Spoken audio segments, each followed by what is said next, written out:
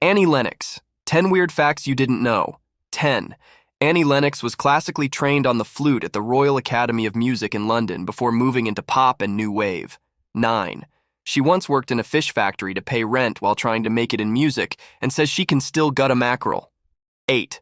Lennox shaved her head and wore gender-bending suits and ties in the early 80s, confusing audiences about her identity on purpose. 7. She is known for having synesthesia, a condition where she sees sounds and music in colors and shapes. 6. Annie is fiercely private and doesn't own a television, preferring silence and books in her downtime. 5. She performed at Nelson Mandela's 70th birthday tribute, and the experience transformed her into a lifelong activist. 4. Lennox has a deep fear of elevators and often takes the stairs, even in high-rise buildings.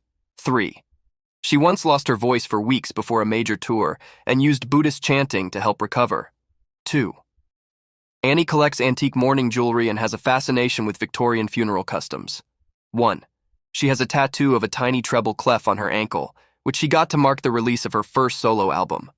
Bonus weird fact, Annie Lennox once walked out of a photo shoot because they asked her to smile. She said, "I don't smile on command."